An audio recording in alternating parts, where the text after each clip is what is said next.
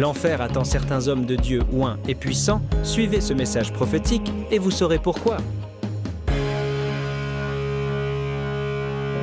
Un homme de Dieu puissant a écrit un livre 23 minutes à l'enfer. Lorsque vous lisez ce livre, vous allez comprendre.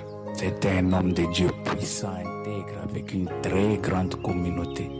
Un homme de Dieu qui marchait selon les prescriptions de Dieu.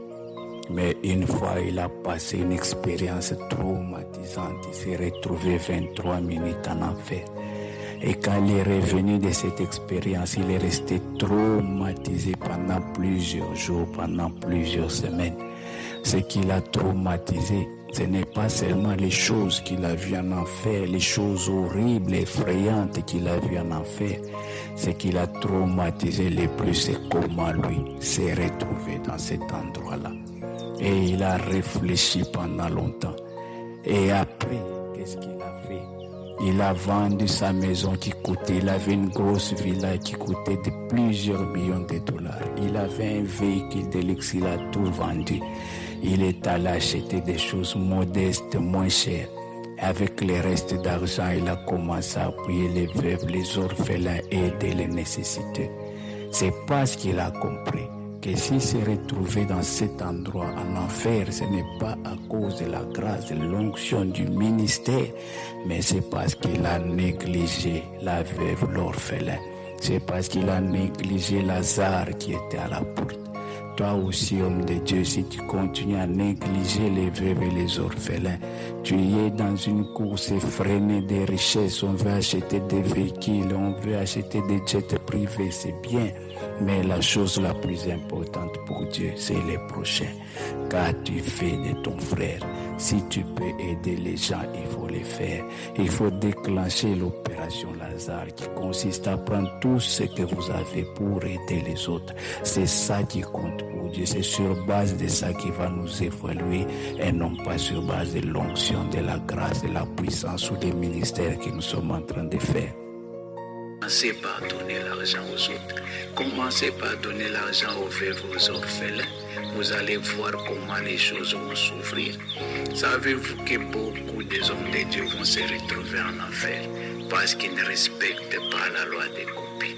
Il y a une fois des gens qui sont allés vers Jésus. C'était des serviteurs de Dieu intègres qui se sont consacrés à l'œuvre de Dieu, qui ont prêché, qui ont évangélisé, qui ont fait des veillées, qui sont allés dans des montagnes prier, qui ont fait des miracles. Des fois, nous croyons que Dieu va nous approuver sur base de ce que nous sommes en train de faire. Non, on se trompe. Dieu va nous approuver sur base de l'onction que nous avons. On se trompe. Des fois, on peut se dire, on est un serviteur de Dieu puissant, on fait des œuvres, on voit Dieu agir, on dit, voilà, je suis qualifié, je suis approuvé par Dieu. Non, on se trompe. Ces gens-là sont allés devant Dieu. Ils ont présenté le travail qu'ils ont fait. Ils étaient sûrs qu'ils savaient travailler. Mais Dieu a dit, je ne vous connais pas. Comment ça, tu ne nous connais pas? Il leur a dit, je ne vous connais pas parce que vous n'avez pas appliqué la loi de la copie. Car moi j'étais malade et vous ne m'avez pas visité. Car j'étais prisonnier, vous ne m'avez pas visité. Car j'étais affamé, vous ne m'avez pas donné à manger. Il n'a pas dit pour moi ce qui compte, ce sont des miracles que vous avez faits. Il a dit pour moi ce qui compte, c'est ce que vous faites aux autres. Il dit tout ce que vous faites aux autres, c'est à moi que vous avez fait. Et les gens lui ont dit, quel jour on t'a vu malade, on ne t'a pas soutenu. Quel jour on t'a vu affamé, on ne t'a pas donné à manger. Il a dit, chaque fois que vous n'avez pas aidé votre prochain, chaque fois que vous n'avez pas aidé celui qui était dans les difficultés, c'est moi que vous n'avez pas aidé. Et en vertu de cette violation de la loi de la copie, je ne vous connais pas. Allez dans l'enfer, dans les feux. Aujourd'hui, les hommes de Dieu, nous sommes entrés dans une erreur grave. On pense que lorsque la puissance de Dieu s'accomplit sur nous, on est déjà qualifié pour aller au ciel. Aujourd'hui, je vais vous donner une révélation réelle que vous ne connaissez pas, qui va vous choquer. En réalité, toutes les choses que vous êtes en train de faire, ce n'est pas vous qui les faites. C'est le Saint-Esprit qui les fait à travers vous. Disait la Bible dit les apôtres sont allés prêcher et le Saint-Esprit confirmait la parole par des miracles. Les choses que vous voyez autour de vous, ce n'est pas vous, c'est le Saint-Esprit qui fait. Et au dernier jour, Dieu fera la part des choses. Il mettra à côté la part de Dieu, la part du Saint-Esprit. C'est le ministère que vous faites, les miracles que vous faites, les délivrances, la puissance, les prédications. Ça, ce n'est pas vous.